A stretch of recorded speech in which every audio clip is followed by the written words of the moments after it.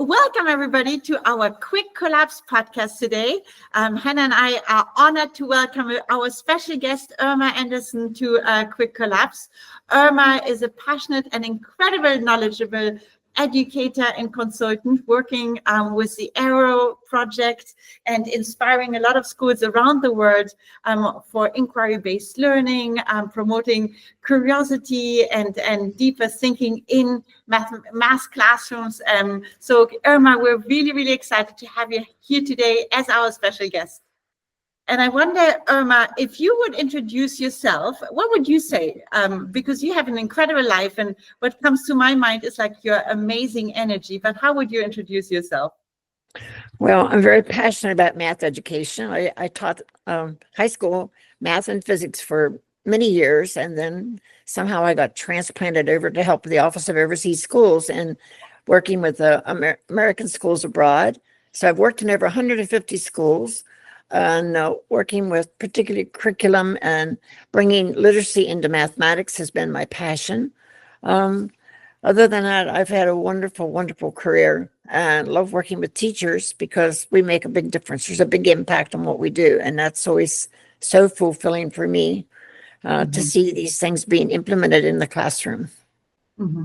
And I think today, Erma, you talked working with teachers, and we hope to have a conversation that really inspires teachers today, because we want to talk to you about a little bit about how we build, conceptual understanding over procedural fluency. And I wonder if you want to talk about that a little bit. How do we keep that balance?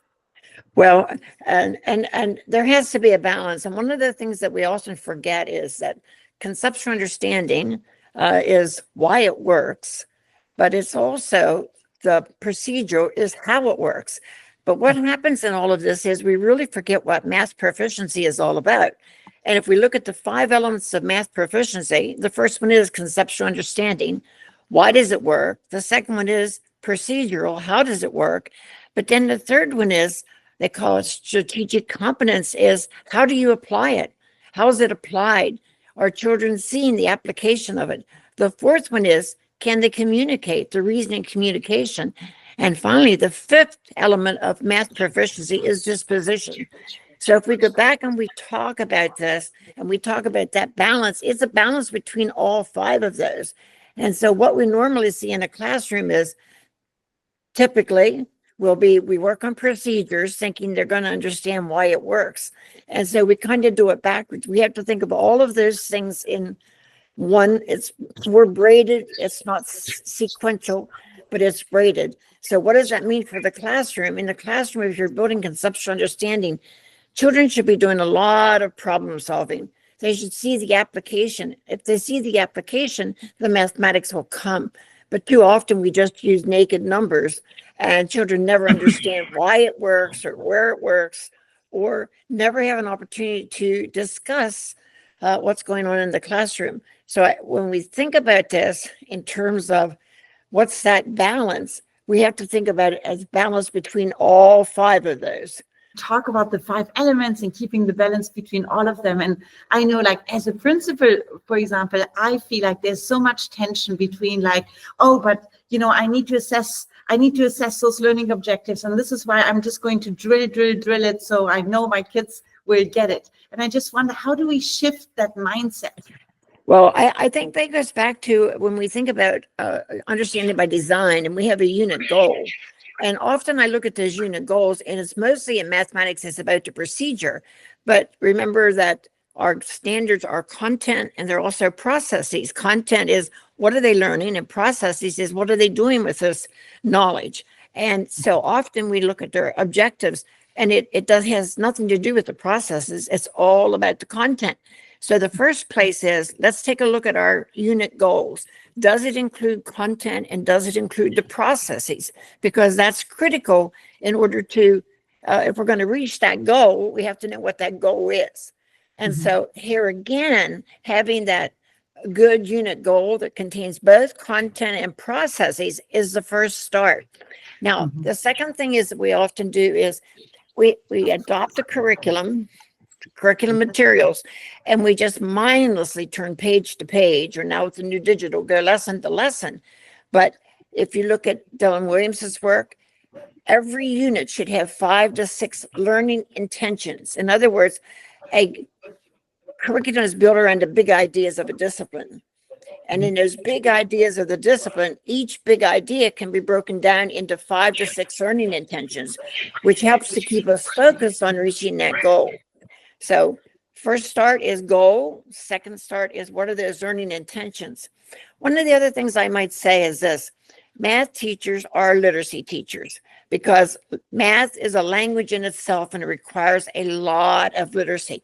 So when you think about mathematics, and one of the things that sometimes I say things, but I say it anyway, is if you think in terms, you walk into a classroom and a school has 90 minutes for literacy. And I have seen in many of our international schools, in primary particularly, 30 minutes for math. But you never ever hear anything about literacy in mathematics class. But children cannot learn math without the literacy. If you look at the 5 pillars of literacy in mathematics, there is vocabulary. And that vocabulary is critical. So we have to move beyond just having a vocabulary wall or introducing the word. We have to do much more. We need to be spending time on the vocabulary as we would in a literacy class. The second thing is, in math, discourse. Children have to explain their reasoning. They have to be able to argue and listen to strategies. That's important. And then the third one is reading, because a good math class has a lot of word problems. And so we begin in kindergarten reading problems to them, reading them together, and that goes all the way through high school. So we encounter a lot of math in our word problems. We encounter a lot of math in our graphs, a lot of literacy in our informational texts that we read. And then the fourth one's writing. Writing makes thinking visible. And so we ask students then to organize their thinking. That's why we use sentence frames. We should see a lot of sentence frames in math class. And finally, the last one is representation. So those are the 5 pillars of literacy that we see in mathematics. So if we take those 5 pillars of literacy and we go back to our elements of math proficiency, we see how they all fit together. Mm-hmm. I know why it works. I know how it works. But above all, I can apply it. I see where it works. And then, of course, I can explain my thinking. That is critical. And finally, representation. How do you representation? How do you make your thinking visible? So we do numbers, symbols, diagrams, graphs, models, manipulatives, bar charts, and so on and so forth. So all of that really fits together. And I think that's one of the things, the trouble we have, is that we do all these things in silos. And sometimes we see that people will have, in grading and reporting, they'll have the content and then they might have the practices, or they have the content and they don't have the practices. But really, when we're looking for proficiency in math, we're looking at it holistically, these 5 elements. And that's where the growth model rubrics come in, which I'll talk about in a minute. Thinking of the 5 pillars and thinking of math anxiety that you often see in classrooms with students and teachers, I wonder, do you see any connections between like math anxiety and maybe how we approach math teaching and not following this 5 pillar? Absolutely. I think that goes back to disposition, how kids feel about math, because the disposition is how they engage with the math. And so often you may have a child who, well, we see this a lot because somebody has spent a lot of time with them, like memorizing their times tables and et cetera, but they don't know why it works. They don't have any flexibility. And so whenever they understand that math is so much more than procedures, that it does include writing, it does include reading, you see a big difference in kids. But yeah, the other thing is interventions. If you look at all of the math interventions for tier 2 and tier 3, they are literacy interventions. They are not procedural interventions. And so here's where we really fail our children, because when we're intervening, a lot of times you'll see worksheets, you'll see them send home practice, and that is not an intervention. Interventions are literacy interventions. So when you look at interventions, let's think about the literacy. We've got to get back to how do we embed literacy into our math class? So instead of 90-minute block for literacy, why not have 60 minutes in math and embed the literacy? Of course, that goes for all subject areas, but that's so often the silos that we see. And what would you say, Irma, I know a lot of teachers, I like your use of naked numbers. I think I've seen in the past, a lot of teachers start with naked numbers. Yep. What would you say to teachers, like, how can they shift their mindset towards how to approach? Yeah, the literature is very clear in that. It says a good math class begins with a word problem. And let the kids figure it out, the word problem. They're going to figure it out. And what you'll see is many kids will many different ways. So that's where the discourse comes in. Let's share. How did you solve it? How did you solve it? Then we get to the procedures. That's not the first thing we do. It's the last thing that we do. And so you get that application, you get that reasoning, you get that conceptual understanding. So it says begin with a good math problem and start with that.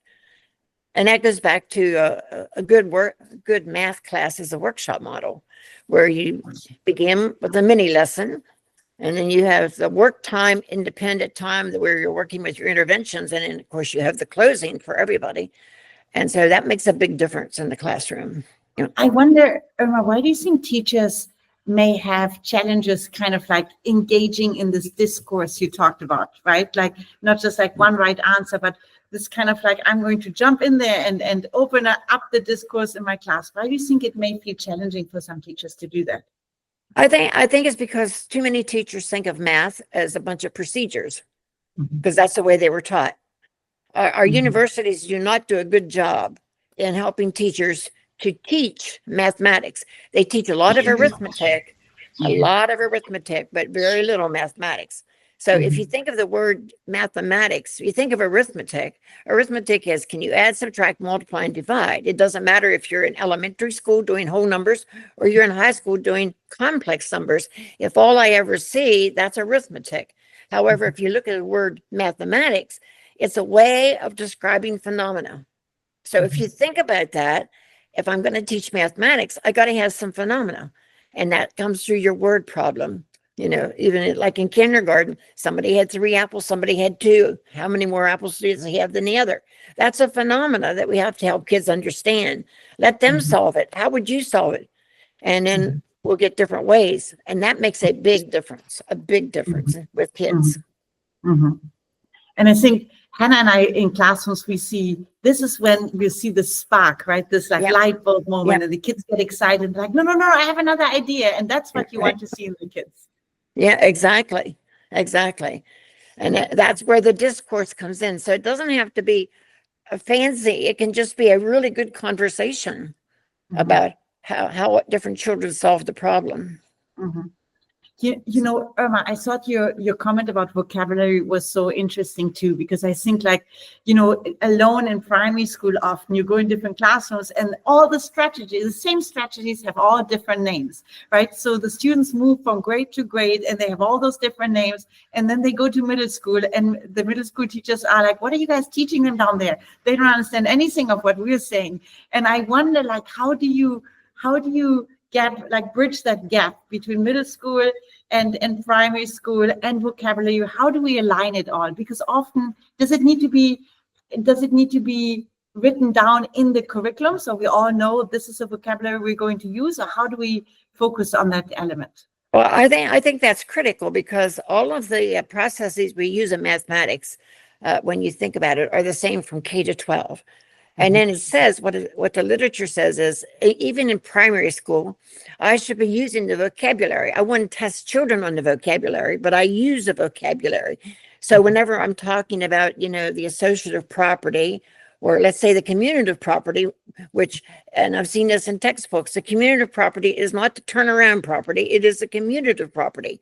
Call it what it is. And then when they get into middle school, it's the same language. So you're right, those processes, and there's only about 12 of them, we should have consistent language across all the grade levels, starting with kindergarten. The teacher uses it in primary school, and it's very clear that by 3rd grade, then the children can start using it. But prior to that, They are familiar with those words. Mhm. It's interesting thinking about this whole alignment in general, right? Like this Right. kind of like, how do we align curriculum?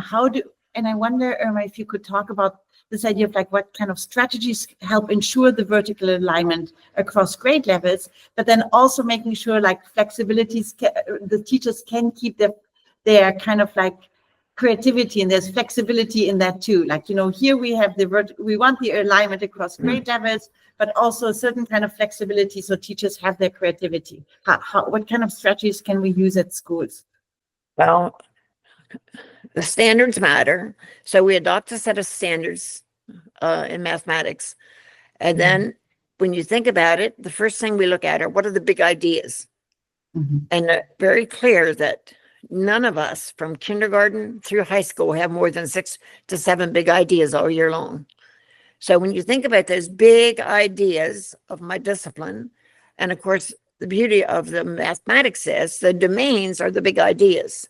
So when you think about counting and cardinality, for example, in kindergarten is a big idea. Thinking algebraically is a big idea. Geometry is a big idea. So when you look at a curriculum, the first thing you look at is aligned to the big ideas of the discipline. And that's across all subject areas. So if I know what the big ideas are, then we build our units around the big ideas. Even in Understanding by Design, it says curriculum is built about the big ideas of the discipline. That means that none of us should have more than 7 or 8 units all year long. It says if you have more than 7 or 8, you are not standards-based. You're driven by a program, or you're driven by checking all standards. So when we have those things in mind, when we think about across the grades, that's the start. The third thing is, when it comes to units, make sure those unit goals include both content and processes. And then, of course, that's stage 1. But when you get to stage 2 assessments, you have something about assessments. But the big thing is in stage 3. That's where we say the rubber hits the road. Stage 3 that's critical. And if you look at a unit of study, one of the things that bothers me a lot, and I've seen it a lot, is sometimes it's 10 pages of activities. That's not a journey. And UBD says stage 3 is a journey. And that's what Dylan Williams says. Stage 3 is I should see 5 to 6 learning intentions of how that develops over time. So let's take grade 3 equivalent fractions. So I know that one of the things my content would be that I can use my understanding of equivalent fractions to solve real world problems. As simple as that. Okay. So that means, okay, how do I get them to that point? Well, you start out by first, do they understand what is a fraction? Right? What is a fraction? Then you go, what is an equivalent fraction? And then how do you compare them? And then there's like a couple more steps. But if you have that, then lessons are designed around each of those chunks, I call them, or learning intentions. And so when you have those learning intentions and those chunks of learning, it keeps you focused. It keeps you focused. Now, I like here, and we've been doing a lot of this, is when I know there's learning intentions, there's 5 or 6 learning intentions, then what does proficiency look like for each of those? And I like to write the growth model rubrics, and we've been using AI a lot to help us with this. The growth model rubrics, I can look at one page and I see the journey that kids will take to get to the goal. Does that make sense?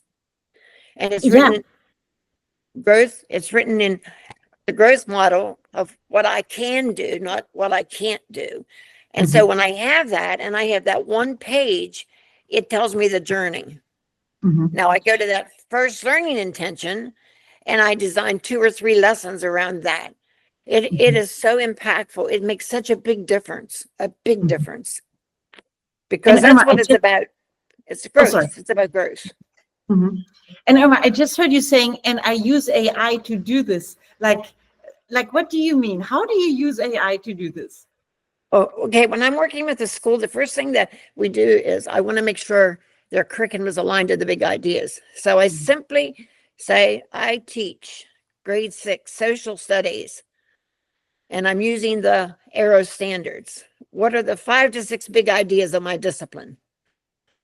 Or I upload my scope and sequence, which is always interesting, and I ask it, does this align to the big ideas of the discipline? Knowing my standards and so on. That's an eye-opener. So that's how we start. Then the second thing that we start is the scope and sequence is critical. Is this the correct sequence of learning for the year? And so I simply ask it, does this scope and sequence, is it a progression of learning for the year? Now, the next thing that we've been doing is, and rather than set and argue about what are the 5 to 6 learning intentions, I ask it for grade 3 equivalent fractions using the Arrow standards. What are the 5 to 6 learning intentions? And it gives them to me. Now, when I have those, the 5 to 6 learning intentions, I start with the first learning intention is going to give me 3 or 4 lessons. Does that make sense? Yeah. Yep. Before I do that, I do my growth model rubric for my unit. And I ask it to, here are my learning intentions and the elements of proficiency. And so I ask it to create a table with the learning intention as the first row, and the next rows be all of the proficiency. And it's a beautiful layout that I have my whole year. And we found it very seldom do we get mistakes in AI, but we have great discussions about it. Great discussions. I tell you, so interesting. Yeah. Like, I think, even the way you use AI, because I think like there's this big right now, like discussions in school, how do we use AI in a way that actually, promotes creativity and deeper thinking? And the way you talk about how you're using it for like planning, it seems like that's exactly what you're getting by asking those specific questions.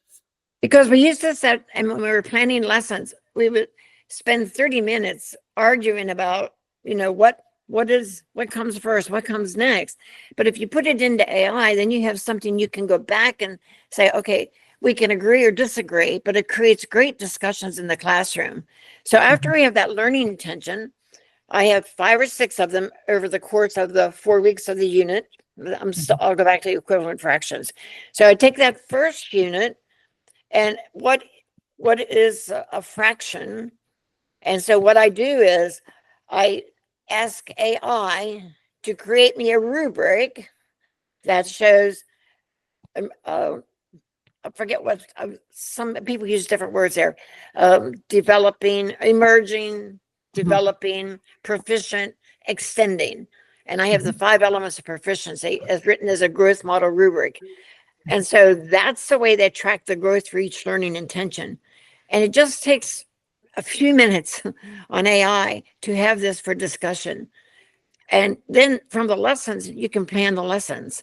Now, some people have a curriculum. We often put in the curriculum pages and say, does that align? And I have to tell you, often it does not. It's just a bunch of activities, but it's not a journey. So thinking that stage 3 is a learning journey, what does that learning journey look like? That's where my growth model rubric comes in for the whole unit. But now down to each learning intention, I want to know who's getting it, who needs support. And I can look at that, and it just makes a difference. And one of the other things that we have done that has been really powerful is once I have that rubric for my learning intention of emerging, developing, emerging, forget what it is now. Once we have that, we know proficiency is where we want all kids to be. So that is tier 1. That's what core instruction is. So you plan core instruction around that. Now, when you see that children are struggling, there's where your tier 2 and tier 3 comes in. But one of the beauties of it is we ask AI, okay, this child, describe the child, what's going on, what intervention? And that's where, if you look, it's always a literacy. It's always a literacy. It has to do with vocabulary. It has to do with representation. It has to do, and that brings us back to UDL. Universal Design for Learning is embedded. It's not a separate silo. and we treat it that way. SEL is not a separate silo because it is the disposition, the engagement we want kids to be in. So the minute we can move away from, this happened to me this year, and I said, and the director said, well, this year we're going to focus only on UDL. And I said, well, I would hope you would focus on learning.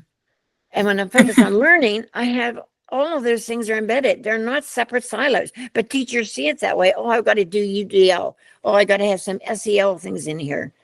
But if you look at the elements of proficiency, they're all embedded, embedded. How do you feel, Irma, about using AI for all these things? How do you feel about using AI to create actual lessons? What's your thoughts on doing that?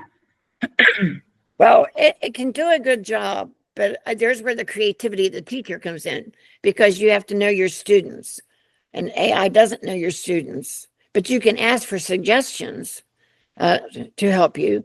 And we have used it for teachers understand what the workshop model is, because the workshop model, it's like 20-80-20% time that the teacher has a mini lesson, an introduction, or, to get the kids' attention. Then 80% of the time, well, not 80, it's 60. 60% of the time should be spent with kids in independent work, group work. Here's where your interventions comes in. And then we always forget that last part, because often it's off to gym or something like that. But that's the reflection part, which is 20% of the class time. So sometimes we use it to say, okay, what would this lesson look like? Even the lesson I have, what will it look like in a workshop model? That's been very helpful. Because the thing I find is that teachers, they love this. And once they get a process, it sticks with them. It doesn't become so burden. A lot of times people say, oh my, that takes a lot of time. It takes about 1 minute to plug in the prompt. And then you can spend 10-20 minutes discussing it. It's worth it. Irma, you're talking about all those things. I'm thinking like back when I learned how to drive, right? And when you learn how to drive, you get so stressed out. You're like, I need to do this, and I'll look in the rear window and then do all those things. And I feel like when you talked about like all these things in a math classroom and UDL and SEL, it feels a little bit like this. It feels like separate things because maybe you're not so used to it, but the more you do it, the more naturally it will come to you, right? It becomes a process. I'm going to put a plug in here because in October, I'm doing for academic leaders, curriculum leaders, instructional coaches. We're going to go through the process for all disciplines of how we do it. That's great to hear. I hope like everybody's taking note, because I know, Irma, your workshops are always very inspiring.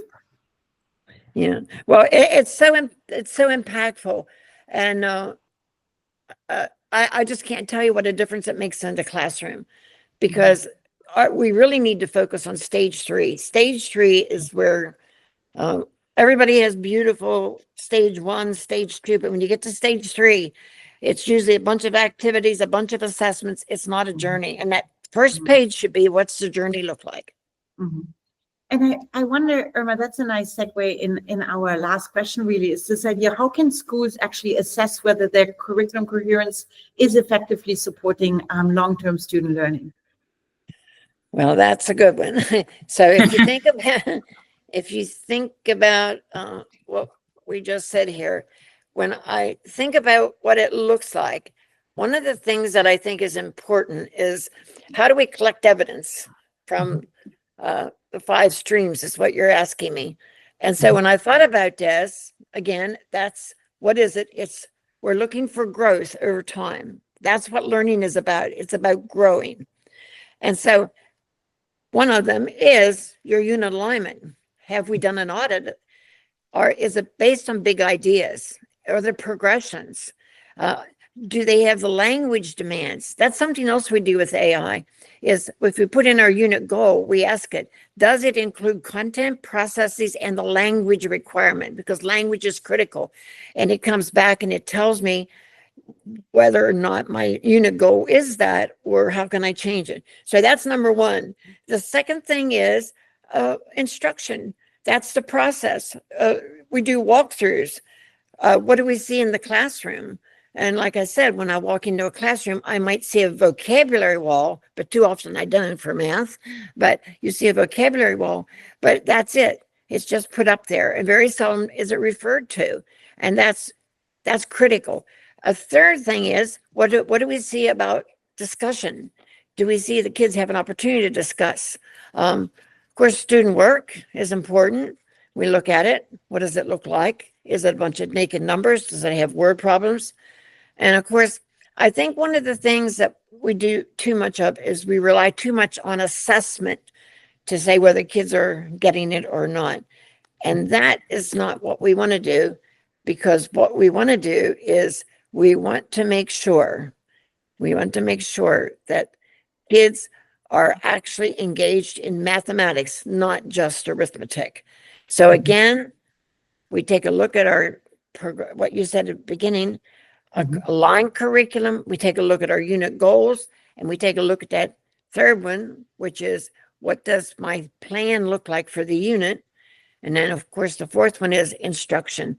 What does it look like in instruction? Do we see those elements being a thing? And if you look at the book that Fullen wrote about the right drivers and actions for schools, districts, and systems, he talks a little bit about that. National Council of Teachers of Mathematics and Principles to Action talked about this. So what you would see in a good math classroom is, you would see, first of all, if you walked in at the beginning, you would see something to engage the kids. You would see probably a good word problem, and then the mini lesson. But then in the middle of the class, what are kids doing? Because they're not all doing the same thing. You might have some kids who need this, some kids who need this. What does it look like? So going back to what you said too about planning the lesson, it's very difficult for AI to plan the lesson, because it can give you a structure, but you have to know your students. And I wonder, So we're still important in the classroom. That's what I really wanted to know, Erma. and I wonder, Erma, you talk about engagement and assessment, right? I wonder, how do you find the balance between that? Because yes, we want the students to be engaged, but as a school also, and parents, they want to know, well, where's my child? How proficient is my child? Like, how do you find the balance between engagement and assessment? Oh, yeah, that's because one of the things, I have a couple schools that do this now, is that when they're starting a unit, they send home the growth model rubric, and then you can check where the child's at on that rubric. For learning intention 1, you can see where the child is, and to focus on, it's not about a grade, it's not about a letter, but we're looking to see where is the child in his journey. And that helps parents to understand better what we're doing versus a grade. Parent education is critical. I've done over 500 parent presentations, and they're the most difficult, because most parents are very much arithmetic. And when you start talking about mathematics, they come around, but it takes some time to change parents' mind. Why do you think that is, Erma? Why is it so hard to change parents' minds? Well, if you think about it, we've always taught a lot of arithmetic. I mean, during the pandemic was terrible, because that's what parents did. They taught arithmetic. There was no mathematics. There was no drawings. There was no representation. There was not much talk about vocabulary. It was to do this worksheet. And I think that's the way a lot of people were taught mathematics. If you go back, and I have my grandmother's book, she taught school in a one-room school, and her book is for all K to 8, was one book, and it was all procedures. And so that's the way a lot of people still teach. It's about procedures.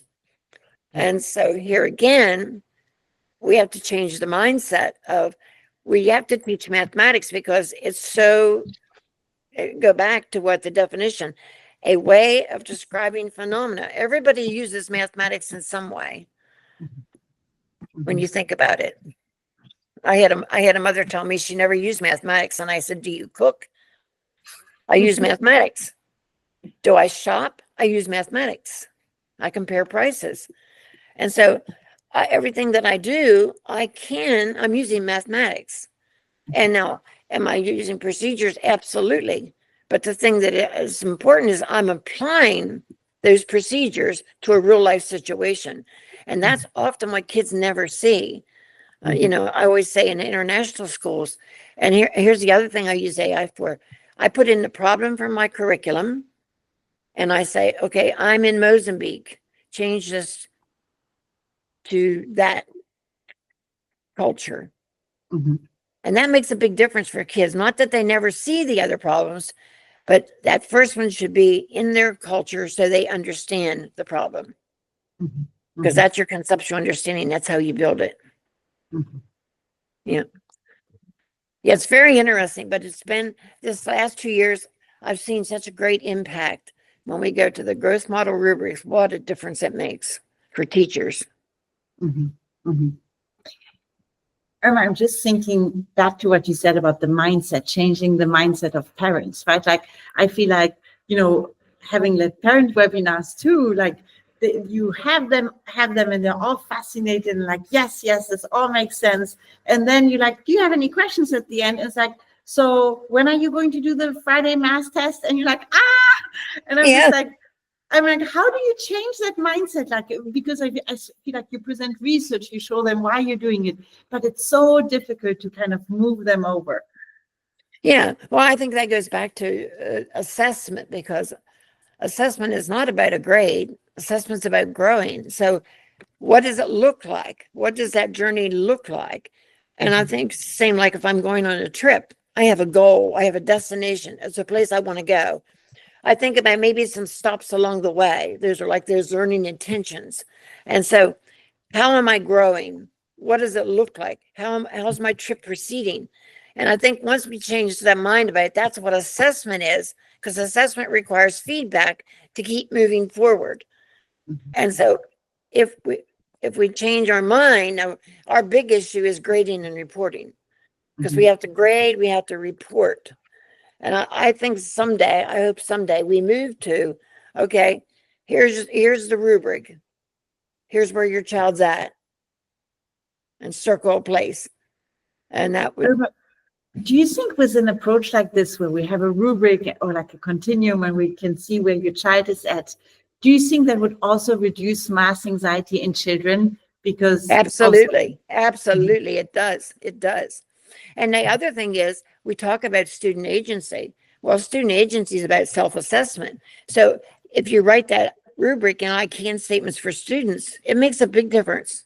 I can do this. But if I want to go to the next step, if I'm emerging and I'm developing and I'm emerging, whatever, I forget to do. But anyway, here's how I get there. And that's what proficiency looks like. So they can evaluate and see where they're at. And that changes your math anxiety, knowing that I can't do it, but I can do this. So therefore I'm moving forward. I'm growing. And as long as we help kids understand, that's what learning is all about. What is learning? It's not about some grade, some report. It's about the growth. What's the goal? Where am I going? So, and I love the I can do statements, right? Like, because then like, those are all the things I can already celebrate. Yeah. We often change our unit model, one for student. I can do this, I can do that. And it makes a huge difference.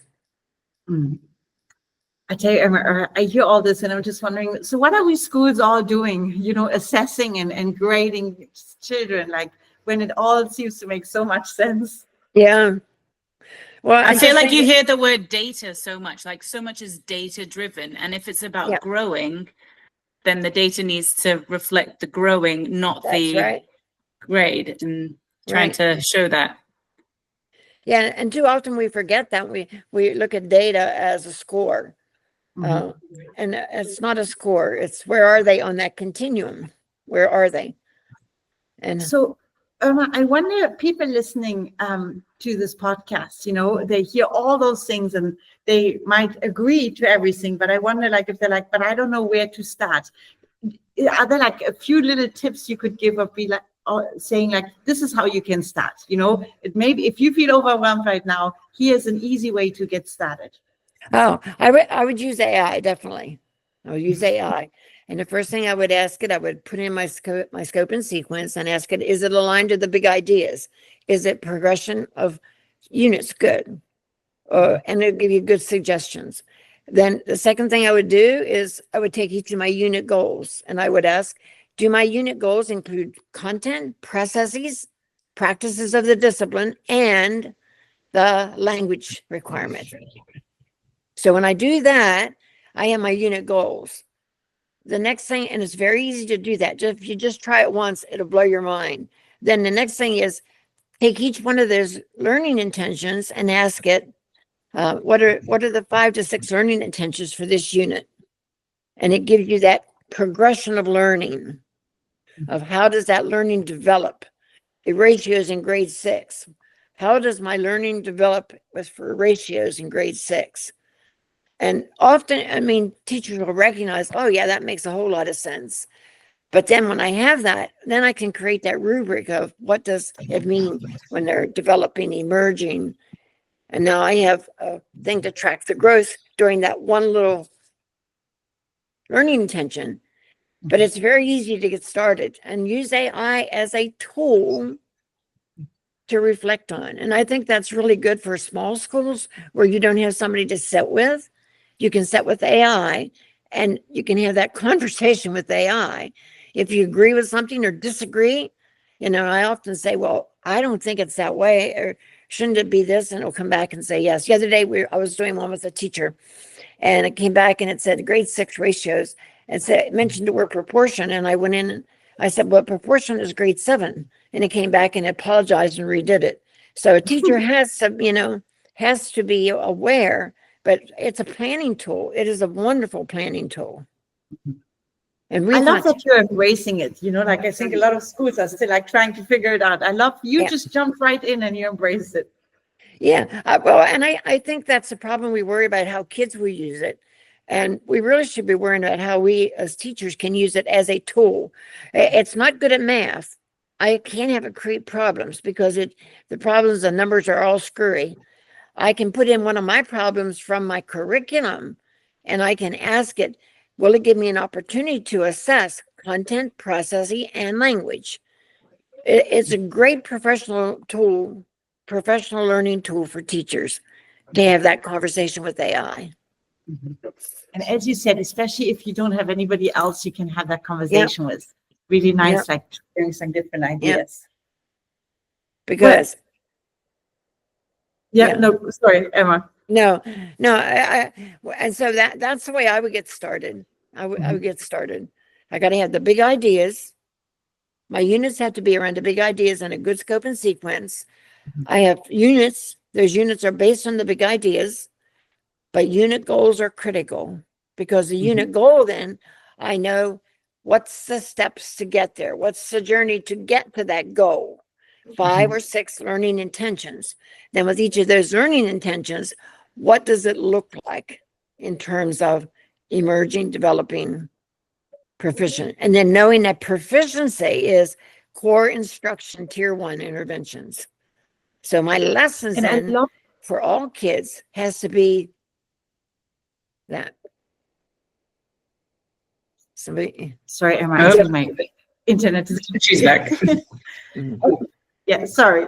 And Erma, I love this idea of having just 5 to 6 learning intentions. I think sometimes as teachers, right, we need to do all of this, and that we think more is more, but this idea of less is more is so important here.